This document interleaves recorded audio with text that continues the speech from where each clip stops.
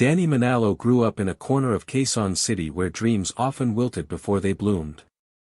The houses were small, the streets were crowded, and every day felt like a battle his family fought quietly and without complaint. Yet within that noise and struggle, Danny carried something delicate, a voice he never understood, a voice he never believed mattered. The first person who noticed it wasn't a neighbor or a teacher. It was his grandfather, Lolo Ramel. The old man would sit on their wooden balcony every evening, resting his tired legs and watching the neighborhood dim into night. Beside him sat an old vinyl player that crackled like distant fire. On its dusty turntable, Elvis Presley spun endlessly, soft, warm, full of soul. To most, it was just music. But to Danny, those songs felt like home. He was only 6 when Lolo first placed the headphones over his small ears. And something inside him awakened. He didn't just hear the music. He felt it, like a forgotten dream taking shape. Lolo listened quietly as Danny hummed along, his voice soft but unbelievably warm. It had a color to it, a glow the old man had never heard in a child before. And in that moment, he knew the boy was different. Over the years, Danny sang quietly around the house. Never loud. Never confident. He sang washing dishes. He sang sweeping the floor. He sang when he thought no one noticed. His voice didn't sound like a child copying a legend.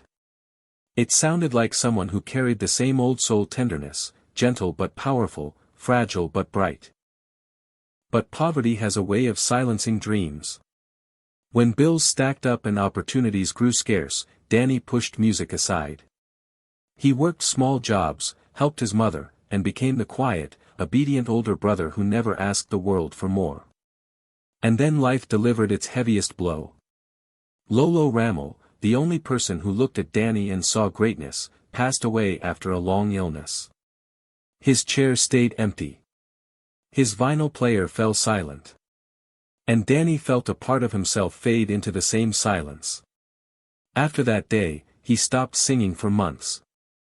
The world didn't ask for his voice. And Danny believed it never would. But destiny, even in silence, keeps waiting. Life moved forward, but Danny did not. After their grandfather's passing, the small home felt heavier, as if someone had gently dimmed the light inside it. His mother worked longer shifts. Liza studied late into the night. And Danny, now the quiet pillar of the family, buried his emotions beneath responsibility. Singing became a memory he avoided, too painful, too connected to the man he lost. Sometimes he would catch himself humming unconsciously, only to stop, almost guilty for feeling something he was afraid to hold on to. Liza noticed everything. She noticed the way he avoided the old vinyl player. She noticed how he slipped into silence whenever someone mentioned music. She noticed the emptiness in his eyes that didn't belong to a young man of 20. Yet beneath that silence, she also knew something else lived, something bright, something powerful, something their grandfather believed in more than his own heartbeat. So she began recording him secretly. Late at night, when the world slept and Danny sang softly during chores, Liza pressed record. His voice, even in whispers, carried a warmth that wrapped around her like a childhood memory. It was a gift too beautiful to be hidden, too rare to be forgotten. But Danny refused every opportunity she showed him. Local shows. Small auditions. Online singing challenges. He shook his head gently each time, convinced the world didn't need him. Then came Thomas Reed. The retired sound technician returned to Manila for a short visit. He had worked with Lolo Ramel decades earlier, helping him with events and performances. When he visited the family, Liza played one of Danny's secret recordings. Thomas fell silent. He closed his eyes. He listened closely. He felt something stir in him, something almost spiritual. It wasn't just the voice. It was the emotion beneath it, the honesty, the rawness, the quiet fire. He asked Danny to sing live, and after much hesitation, the young man did. Thomas didn't smile right away. He didn't clap. He just stared at Danny as if looking at a miracle that didn't know it was a miracle. Finally, he said something that changed everything. "If this voice stays hidden, the world will lose something it will never get again." Those words didn't just reach Danny. They reached the part of him he had locked away since his grandfather died. And for the first time, the door to his destiny opened a little. Liza didn't give him time to close it. She signed him up for America's Got Talent. She booked the ticket. She packed his bag. She made the dream real. Because sometimes, destiny needs a gentle push. And sometimes, a loud one. And Danny was about to discover what happened when the world finally heard the voice he spent years hiding. The moment Danny stepped into the AGT venue, it felt like he had entered another world, a world too bright, too loud, too overwhelming for someone who grew up singing quietly in a dimly lit home. The arena's lights stretched endlessly across the ceiling, like stars pulled down from the sky. Every corner buzzed with energy. Contestants rushed back and forth, producers shouted instructions, cameras hovered like curious birds. For them, this place was familiar. For Danny, it was a universe he wasn't sure he belonged in. He clutched his hands together as he walked. His palms were damp. His heartbeat thudded unevenly in his chest. He wasn't afraid of singing. He was afraid of being seen. For years, he had kept his voice tucked away in shadows. Now thousands of people waited beyond a curtain, and millions more would watch later. It felt like standing at the edge of a cliff while the whole world watched him decide whether to jump.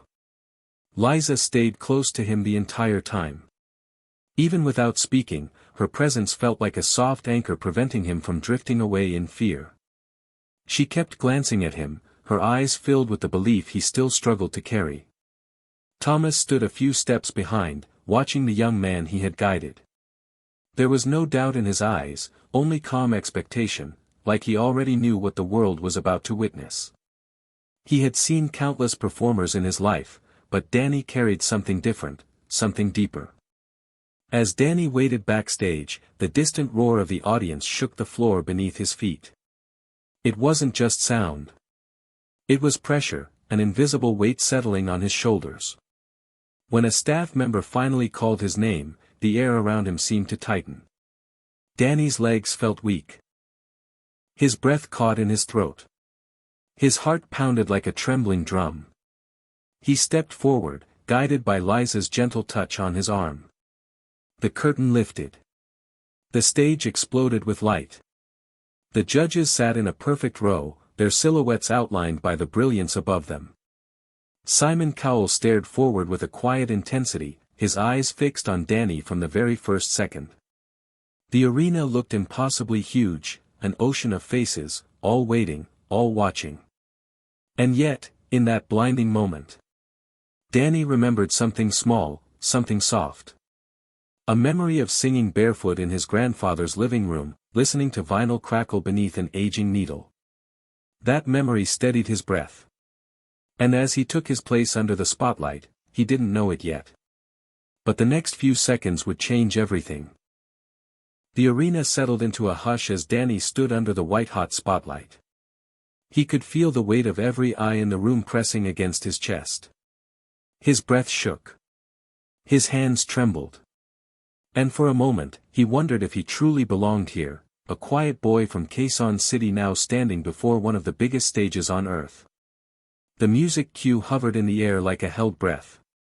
Danny closed his eyes, not to escape, but to return. Return to the tiny balcony where his grandfather sat. Return to the soft crackle of the old vinyl player.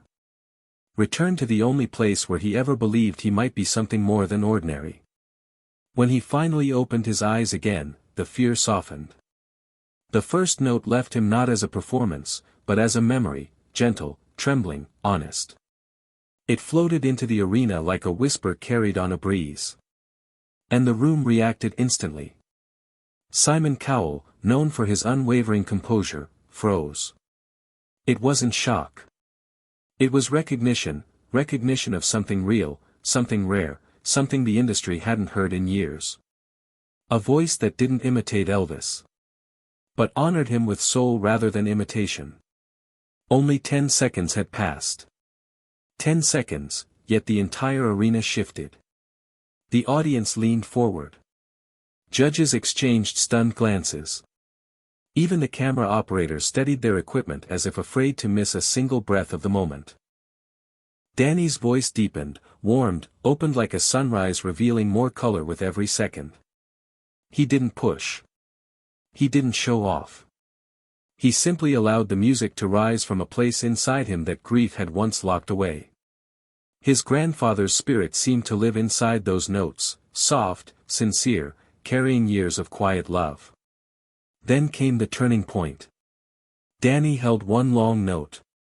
A note so full of ache and longing that it felt like the sound of someone finally allowing themselves to be seen after years of hiding. The arena didn't breathe. The world didn't blink.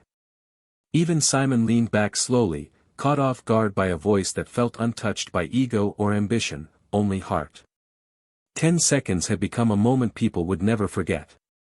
And Danny, unaware of the storm he had already begun, continued singing as if sharing a secret only his soul understood.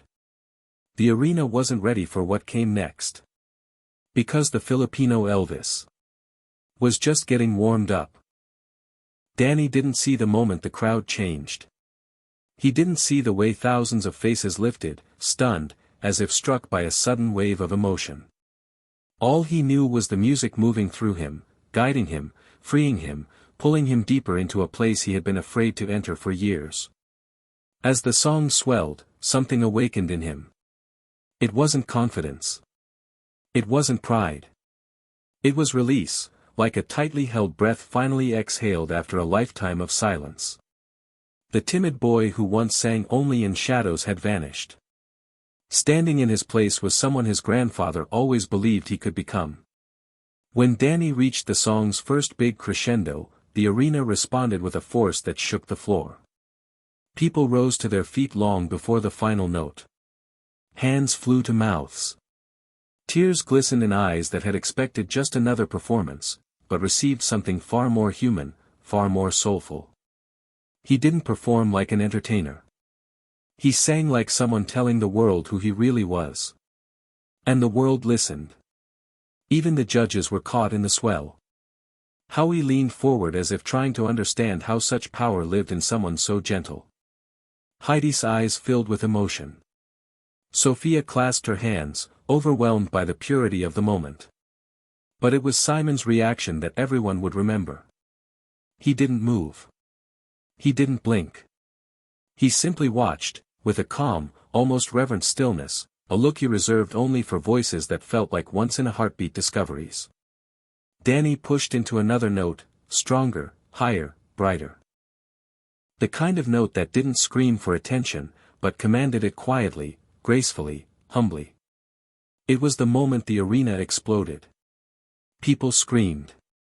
People sobbed. People felt something inside them shift, because Danny wasn't just singing, he was healing something in himself, and somehow, everyone else felt it too. His voice soared across the room like a wave breaking open the sky. The boy who once believed the world didn't need his voice was now standing in front of thousands who never wanted the moment to end. The final note fell like a soft prayer, gentle, glowing, unforgettable. When silence followed, it wasn't empty. It was full.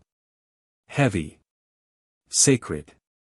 Then, all at once, the arena erupted into the loudest roar of the night. Danny opened his eyes, shaken, breathless, overwhelmed. For the first time, he realized. He had not just sung. He had arrived.